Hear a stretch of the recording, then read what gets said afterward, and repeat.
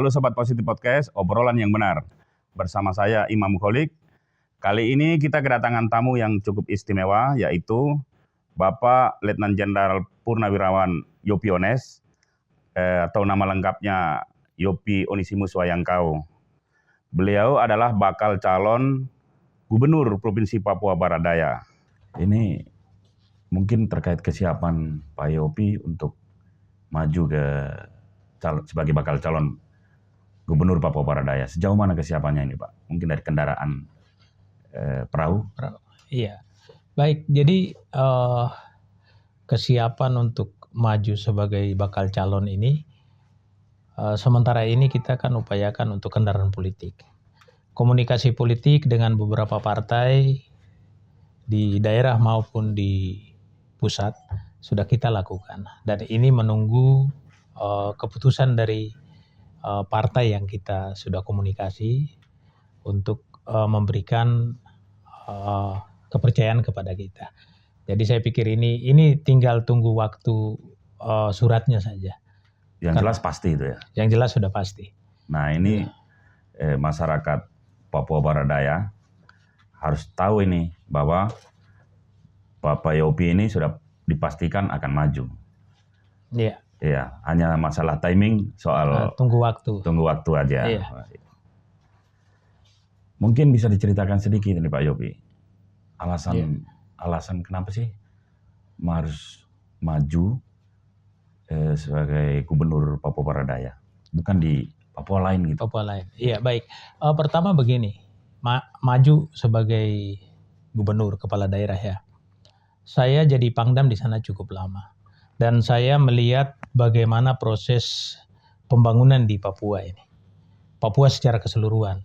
Jadi saya berpikir saya sebagai salah satu putra daerah yang punya kompetensi untuk maju ini, punya hak dan punya kesempatan yang sama dan peluang yang sama dengan saudara-saudara yang lain.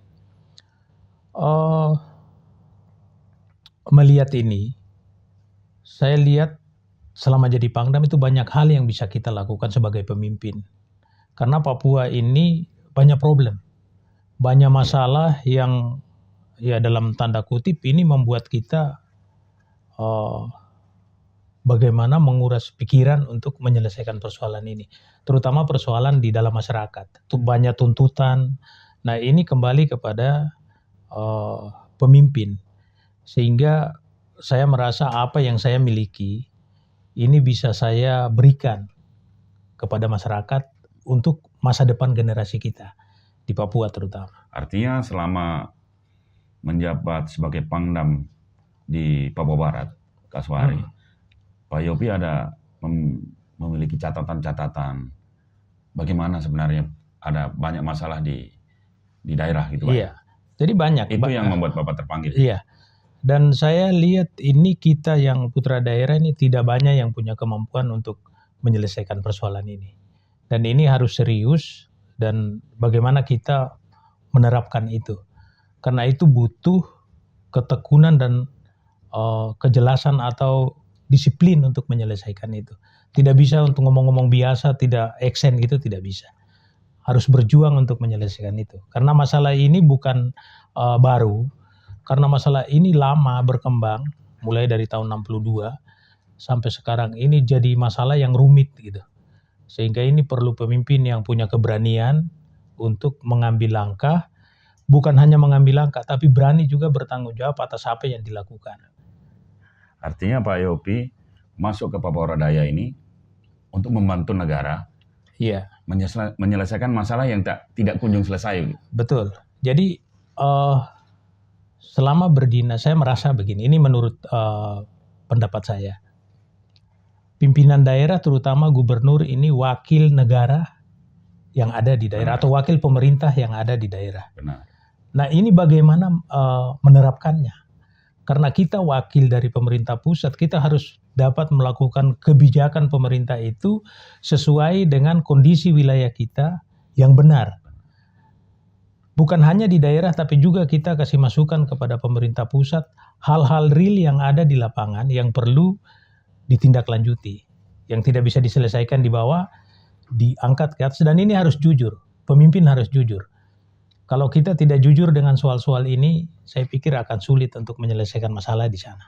Jadi memang harus sesuai dengan kondisi real yang harus disampaikan Iya, di pusat begitu. iya. Sehingga pusat juga tidak bisa menutup mata, gubernur kamu selesaikan. Iya. Seperti itu. Dan saya selama jadi Pangdam itu kan cukup panjang untuk ukuran Pangdam. Benar. Sehingga saya melihat praktek pemerintah daerah, termasuk kita yang aparat, TNI maupun Polri di sana, itu banyak hal yang bisa kita lakukan. Contohnya seperti apa itu? Contoh ini kan yang dikeluhkan banyak di daerah ini kan pembangunan terhadap masyarakat, terutama daerah-daerah yang terpencil, yang sulit dijangkau apa. Ini sebenarnya negara punya fasilitas untuk itu. Tapi bagaimana pemimpin ini mengomunikasikan dengan institusi yang lain, kemudian bagaimana mengolaborasikan itu, kemudian melaporkan kepada pemerintah pusat untuk intervensi apa yang harus dilakukan di sana. Artinya struktur ada, anggaran ada, tinggal aturan ada, kemudian anggaran ada. Nah ini bagaimana pemimpinnya, bagaimana melakukannya di lapangan. Saya pikir kuncinya di situ. Jadi mungkin ada ini, Pak Yopi, ada catatan yang paling mendasar selama Pak Yopi jadi Pangdam. Ini jadi Pangdam kan hampir 1 periode ini kalau di gubernur. Gubernur kan 5 tahun. 5 tahun. Bapak sudah 3 tahun setengah, hampir 4 tahun. Wah, artinya sudah cukup paham paham banget begitu. Apa itu, Pak? Mungkin ada catatan khusus yang paling mendasar sehingga terpanggil jadi calon gubernur ini. Saya pikir yang paling dasar itu kejujuran pemimpin itu. Kejujuran pemimpin itu. Jadi kalau masyarakat ini, kita sebagai pemimpin ini sebagai yang mengayomi mereka, sehingga mereka punya kekurangan itu jangan dimanfaatkan untuk hal-hal negatif. Benar. Kekurangan mereka kita harus maju di depan untuk meningkatkan atau membantu mereka. Jadi hal-hal yang mereka inginkan ini kita bisa lihat, berikan penjelasan kepada mereka dan kita action di lapangan untuk menyelesaikan masalah itu. Artinya contoh yang tadi kejujuran pemimpin, kalau apa yang faktanya seperti itu harus dihadapi gitu. Mungkin contohnya kalau saya gambarkan mungkin begini, Pak Yopi. Contohnya ada satu kampung yang masih stuntingnya tinggi, misalkan. Tapi ini stunting ini harus jujur gitu. Yang terjadi mungkin kebanyakan main data saja, tapi tidak diatasi persoalan itu. Yang pertama begini, data itu harus real, harus nyata di lapangan. Maksudnya begini, kadang-kadang kita, kalau kita laporkan kita terlalu kurang, nanti ada pertanyaan, kamu jadi selama ini kerja apa gitu. Jadi tidak berani jujur. Jadi data itu kita harus real. Data itu kalau memang kurang ya kita sampaikan itu kurang. Kemudian ada kekurangan yang menurut saya ini agak prinsip. Itu data autentik di lapangan. Jadi data autentik ini kita ambil data dan kita cek ini benar atau tidak. Jangan sampai data yang dihimpun oleh bawahan kita ini yang penting data masuk tetapi tidak real. Jadi laporan itu sebagai pemimpin kita harus cross check. Benar nggak data ini? Sehingga kita bisa tahu akar permasalahan di bawah apa sih sebenarnya yang muncul itu. Sehingga kita ambil langkah dan kalau kita laporkan ke pemerintah pusat, pemerintah mengambil kebijakan itu tepat pada sasaran. Sesuai dengan kondisi yang kita inginkan. Ini sebagai daerah otonom baru, Provinsi Papua Barat Daya, ini tentunya banyak tantangan yang harus dihadapi nih. Jika nanti Pak Yopi ini terpilih misalkan ya, apa yang bisa ditawarkan kepada masyarakat Papua Barat Daya ini, bahwa sebagai gubernur definitif misalkan? Iya, baik. Jadi ini sebenarnya salah satu alasan kenapa saya masuk. Kalau provinsi yang sudah jadi, organisasinya sudah terbentuk, dan perangkatnya sudah ada, kemudian perangkat lunak sudah ada semua, perangkat kerasnya juga sudah ada, itu mungkin tidak menjadi tantangan buat saya. Tetapi kalau daerah otonomi baru, provinsi yang baru ini jadi tantangan dan hasil kerja itu bisa nyata, bisa dilihat hasilnya. Mungkin ada begini Mas, ini latar belakang saya.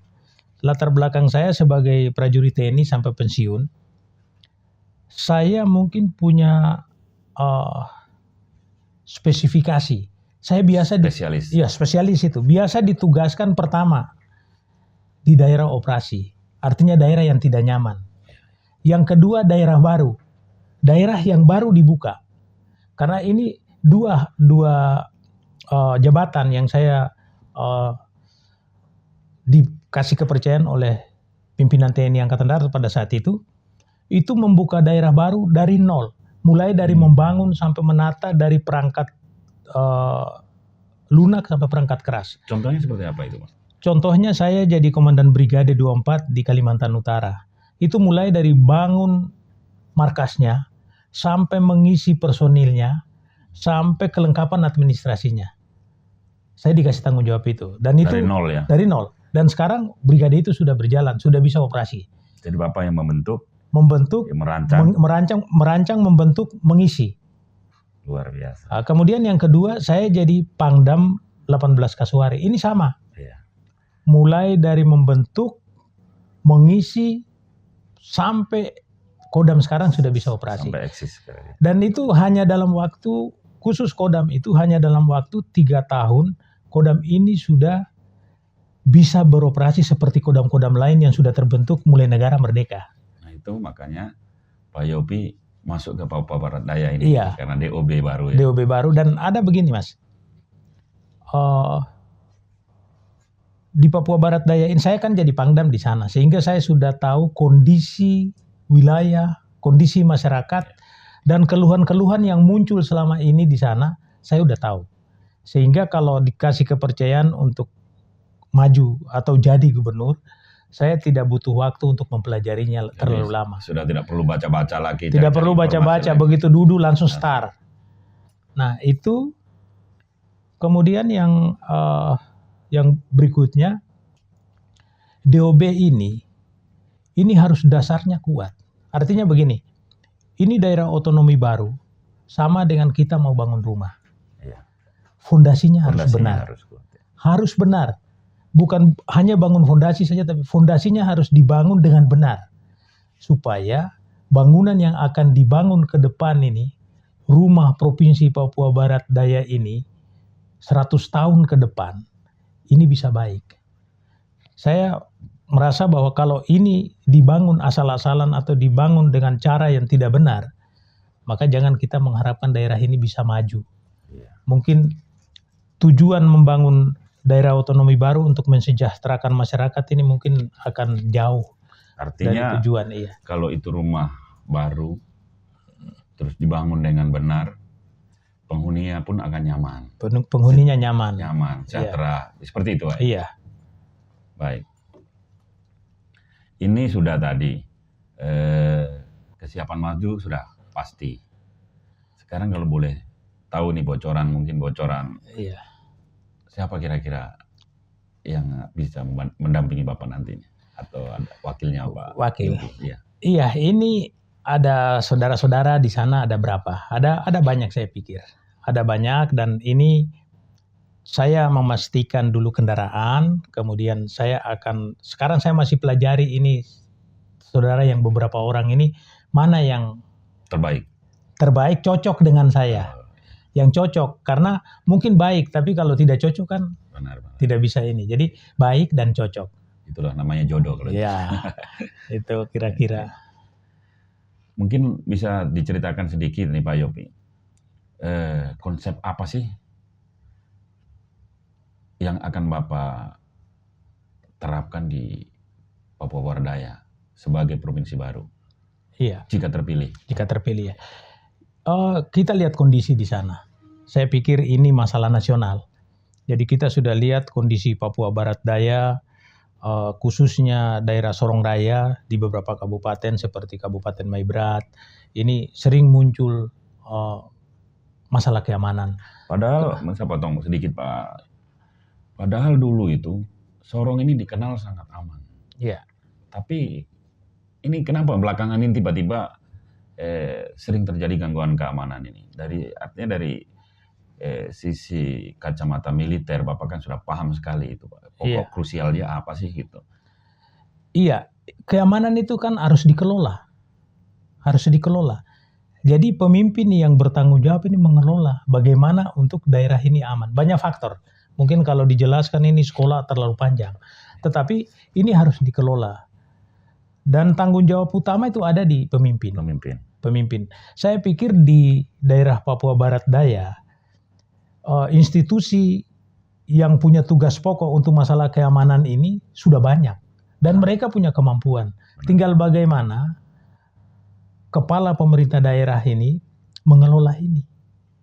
Dan saya pikir ini bukan hal yang berat buat saya. Karena tadi saya bilang, saya punya spesialisasi itu di daerah baru dan daerah konflik. Daerah baru dan daerah konflik. Jadi kalau saya pikir itu konflik, ya masih kecil lah, itu bukan urusan yang terlalu besar. Sehingga saya pikir ini jaminan keamanan ini yang paling diutamakan oleh masyarakat. Itu paling penting. Paling penting. Memberikan jaminan keamanan kepada masyarakat secara keseluruhan maupun rekan-rekan yang mungkin di sana usaha dan lain sebagainya. Ini sebagai kepala daerah itu harus berani memberikan jaminan itu jaminan itu kepada mereka. Dan saya pikir ini yang menjadi hal yang utama bagi saya. Kemudian ada hal-hal lain yang tadinya menjadi keluhan masyarakat. Masyarakat itu kalau di Papua Barat Daya ini kan banyak keluhan. Pertama misalnya masyarakat di daerah ini butuh perumahan yang baik.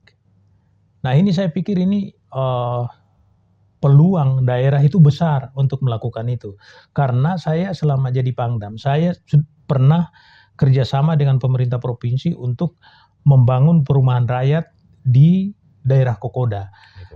Daerah Kokoda itu distrik di Kabupaten Sorong Selatan. Ini daerah yang paling sulit dijangkau di Papua Barat saat itu. Itu kita bisa sukses dan itu melalui program TMMD kita bisa lakukan. Jadi saya pikir ada peluang yang besar yang bisa dimanfaatkan menggunakan bahan lokal untuk membangun perumahan untuk masyarakat. Jadi ini hal yang menurut saya ini keluhan yang perlu kita lihat. Dan itu sebenarnya bisa dilakukan ya? Bisa dilakukan. Jadi termasuk infrastruktur yang lain seperti jalan. Ada beberapa daerah seperti daerah pesisir selatan di Papua Barat Daya ini, terutama Kabupaten Sorong Selatan, ini kan tidak ada jangkauan jalan darat. Jadi mereka rakyat ini semua kalau bergerak dari daerahnya mau ke Sorong itu harus menggunakan perahu. Dan ini cukup berbahaya. Daerah selatan ini bukan hanya gelombang, tetapi itu ada daerah-daerah yang tiba-tiba di situ dangkal, walaupun di tengah laut. Gitu ya? Iya, jadi itu pasir yang bisa timbul dan ini banyak kecelakaan. Jadi ini saya pikir ini pemerintah daerah harus berusaha membuka jalan darat sehingga bisa membuka daerah-daerah yang terpencil itu masyarakat kalau ke kota, ke Sorong, kota Sorong, ke ibu kota itu sudah bisa dijangkau oleh jalan darat. Kalau melihat dari sisi anggaran yang selama ini digelontorkan oleh pemerintah pusat ke daerah melalui APBD maupun Otsus ini sebenarnya bisa itu ya Pak ya? Di atas ini. Kalau kita melihat anggaran dengan jumlah penduduk ini sangat mungkin. Dan itu sangat mungkin dilakukan hal-hal ini. Kita seperti perumahan, jalan. Kemudian ada hal-hal lain seperti membangun UMKM untuk masyarakat. Ini banyak peluang dan potensinya banyak. Ini tinggal bagaimana kemauan dari pemimpin untuk memfasilitasi dan mengarahkan masyarakat untuk melakukan hal-hal yang tadi kita sampaikan itu. Intinya tadi ya kejujuran ya. Iya, kejujuran dari pemimpin. Iya. Papua Barat Daya ini merupakan pintu gerbang masuk tanah Papua ini, Pak Yopi ya. Di mana penduduknya sangat heterogen, majemuk. Metronya tanah Papua lah. Iya. Ini kan perlu dijaga, dipelihara, sehingga potensi-potensi konflik dan pecah-pecah atau masalah-masalah sosial tidak terjadi. Kita ambil contoh saja sekarang ini Pak, di Sorong, di kota Sorong itu, begal itu sudah sangat Ya, memprihatinkan. Ya, meresahkan tingkat tinggi lah. Itu menurut Pak Yopi seperti apa ini? Saya pikir itu bukan masalah yang sulit, itu gampang diselesaikan. Karena adopsinya karena dari hidrogen tadi. Iya. Jadi kriminal-kriminal yang biasa dipraktik di luar Papua terjadi juga di Sorong. Saya pikir di sana yang masalah seperti itu di Sorong, kota Sorong terutama. Ini kan pemimpin yang harus punya wawasan nasional dan mengerti soal wawasan nasional, bukan ngomong saja, tapi punya wawasan nasional dan sudah melakukan dalam mungkin kehidupan keseharian. Harus ada dipraktekkan. Dipraktekkan. Jadi tidak bisa kita lagi dikotomi membagi-bagi ini suku ini, suku ini. Ini harus wawasan nasional dan pemimpin itu harus punya wawasan nasional. Sehingga tidak melihat suku. Oke lah, dalam mungkin dalam perhitungan penduduk itu bisa kita bedakan dalam suku, tetapi dalam proses pembangunan itu harus kita lihat secara nasional. Jadi untuk menjaga hidrogen tadi itu harus berwawasan nasional. Harus wawasan nasional. Dan saya pikir itu, saya udah dinas dari ujung Papua sampai di Aceh sana, jadi kalau wawasan nasional tidak diragukan. Baik. Selain wawasan nasional ini, Pak Yopi, apa sih modal lain untuk mengembangkan atau memajukan Papua Barat Daya ini? Saya pikir ini wawasan nasional, kemudian komunikasi lintas sektor atau lintas instansi. Karena masing-masing instansi mempunyai tugas pokok dari pusat itu ada. Sehingga jadi hilangkan egosentrik itu ya? Egosentrik dihilangkan dan kita koordinasi dalam bagian-bagian masing-masing itu disatukan untuk membangun daerah. Diperlukan pemimpin yang bisa merangkul. Iya, mengayomi semuanya. Semua. Mulai dari suku, kemudian lintas lembaga itu. Antara pusat dengan daerah juga itu harus dikomunikasikan. Manajemen pengelolaan. Iya, manajemen pengelolaan. Iya. Dan juga kan harus perencanaan yang benar. Membuat perencanaan dan berusaha melakukan rencana itu. Diterapkan. Jangan buat rencana tetapi yang dikerjakan lain.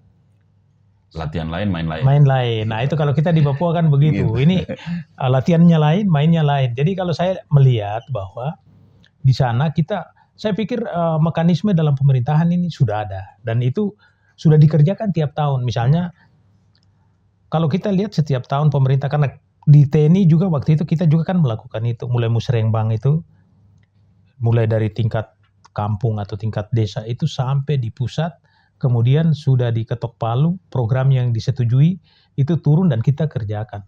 Saya pikir itu kita membuat rencana yang benar, tepat dengan kebutuhan masyarakat dan kita berusaha melakukannya. Dan itu sebenarnya sudah dilakukan dari tahun ke tahun ya. Itu sudah dipraktekkan saja sebenarnya. Ukurannya begini, kan sudah dilakukan itu, tapi hasilnya apa? Iya. Kalau orang masih mengeluh dengan soal yang sama, artinya kan nggak beres. Semua dinilai dari hasil sebenarnya. Iya, semua dinilai dari hasil. Jadi saya pikir itu aja. Tapi saya paling inti di situ tuh kejujuran dari pemimpin terhadap rakyatnya. Jangan latihan lain, main lain itu. Jangan. Ini itu. Mungkin perlu penegasan lagi nih Pak Yopi. Kenapa masyarakat Papua Barat Daya harus memilih Pak Yopi? Yang pertama mau aman apa enggak? Karena mengelola keamanan ini tidak bisa pasang orang biasa-biasa. Keamanan harga mati. Harga mati. Harus orang yang tahu manajemen keamanan itu. Dan dia berani melakukan. Jadi itu. Kemudian dia bisa mengkomunikasikan itu dengan lintas sektoral tadi. Yang punya kewenangan di bidang itu. Jadi saya pikir itu kalau masyarakat Papua Barat Daya mau aman dan maju, cari pemimpin yang benar. Yang tahu barang itu. Yang tahu barang itu. Dan begini Mas, ini bakal calon gubernur di Papua Barat Daya, ini rakyat sudah kenal semua. Benar. Semua mantan pejabat. Betul. Saya mantan Pangdam, ada saudara-saudara yang mantan bupati, ada semua. Hasil kerja kita itu sudah ada semua. Nah ini, ya mungkin ini kepada masyarakat, jangan salah pilih. Nanti sudah pilih salah, besok demo berjilid-jilid, ini nggak benar, ini nggak benar. Lah ini salah siapa? Negara sudah kasih kesempatan untuk rakyat memilih, sehingga milih yang benar. Dan saya secara pribadi saya bukan orang yang suka basa-basi dan suka begini. Saya kalau sudah iya itu nggak bisa ditawari. Nggak bisa ditawari. Oke lah. Artinya pilih Pak Yopi kalau mau aman. Kalau mau aman. Oke. Ada satu lagi Mas. Ini Kota Sorong ini kan suka banjir terus itu. Benar. Dan itu tak kunjung Bisa selesai. Diselesaikan. Saya Mas sudah pernah dinas di Semarang dan di Surabaya. Orang Jawa kan tahu Semarang dan Surabaya ini kan sering banjir. Dan itu pekerjaan kita zaman itu. Zaman itu kan biasa kalau sudah begitu tentara dikerahkan. Yeah. Dan sudah biasa. Dan saya melihat Kota Sorong itu bukan hal yang sulit untuk menyelesaikan itu. Itu sudah kelihatan. Saya udah pernah kemarin waktu di Sorong banjir. Itu sengaja saya naikkan drone itu. Oh. Saya naikkan drone, saya lihat di mana sih? Titik ini di mana? Udah tahu saya. Jadi kalau itu begitu start, beresin, selesai. Itu waktu saya butuh mungkin 3 bulan aja itu udah selesai. Banjir itu Pak ya? Banjir itu. Yang sampai saat ini belum bisa diatasi. Belum bisa diatasi karena tidak mau mengatasi. Kan sudah jelas ada ininya. Alirannya kemana? Iya. Air ini pada prinsipnya kan dia mencari tempat yang rendah. Benar. Ya udah. Itu harus dilihat. Kalau nggak dilihat, ya nggak mungkin. Jadi kita problemnya tahu. Sebenarnya Kembali ke pemimpin. Kembali ke pemimpin. Mau serius enggak? Oke.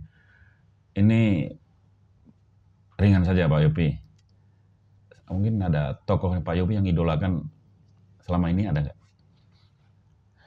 Saya kalau di tokoh TNI yang saya idolakan itu mantan Panglima ABRI, Pak M. Yusuf. Pak Itu ya. Sangat idola sekali. Kalau di sipil ada nggak Pak? Di sipil belakangan nggak terlalu banyak kayak idola. Kalau hobi Pak Yopi sendiri apa ini, boleh tahu nih? Saya sampai hari ini saya hobi olahraga, khususnya jogging. Oh, olahraga jogging. Iya. Itu sampai sekarang saya umur 62 saya masih lari 10 kilo. Wih, luar biasa. Itu 1 minggu 2 kali. Rutin. Dan itu saya jaga terus biar sehat. Iya. Pak Yopi ada lagu favorit nggak nih? Wah, kalau lagu favorit, lagu sekarang ini kan nggak ikuti perkembangan lagu. Kan, kita kan sudah zaman dulu jadi. Kalau TNI itu biasanya ada lagu-lagu khusus yang biasanya selalu diyelkan biasanya gitu. Iya, saya kan mantan komandan raider di Semarang. Jadi memang itu banyak kita lagu-lagu atau untuk membangkitkan semangat, tapi kebanyakan kan lagu-lagu perjuangan gitu. Ada satu yang mungkin paling sering kayaknya nggak ada berapa sih? Tapi udah lupa juga karena zaman Danyon itu kan sudah lewat. Danyon sama Danbrik. Karena itu kan kita di pasukan itu komandan brigade infanteri. Jadi kalau batalion satu batalion itu punya 3 kompi, kalau brigade itu punya 3 batalion. Jadi satu brigade itu punya 3 batalion. Iya. Jadi setelah purna di kedinasan militer, sebelum terjun ke dunia politik ini, aktivitas keseharian apa kemarin Pak? Saya aktivitas sehari-hari itu berkebun. Oh, berkebun. Jadi saya di rumah, saya kebetulan tinggal di Magelang, jadi kebetulan pensiun itu pas pandemi. Pandemi kan kita nggak boleh berhubungan dengan orang banyak gitu. Yang gampang kan berkebun. Jadi ada lahan sedikit ya, tabungan waktu pensiun lah. Itu saya siapkan memang sebelum pensiun, karena saya lama dinas di Jawa Tengah. Sehingga saya ada areal sedikit berkebun, ya itu saya nanam tanaman yang bisa saya rawat hari-hari. Tapi setelah terjun ke dunia politik, ini apalagi sekarang sudah balon ini, bakal calon gubernur. Makin insentif nih ke Papua Barat Daya. Iya, sudah sering ke Sorong dan keliling ke beberapa daerah. Kalau ada masyarakat yang minta keliling, saya keliling. Jadi ya memang aktivitas yang harian ini rumput udah hujan Udah terus tinggi tumbuh ya. udah Iya, tinggi. iya. Oke. Mungkin tadi sebenarnya saya mau minta ini, mungkin Pak Yopi ada satu lagu yang sering di ini biar Oh, saya sebenarnya waktu masih letnan lah, ya. letnan masih masa susah lah itu.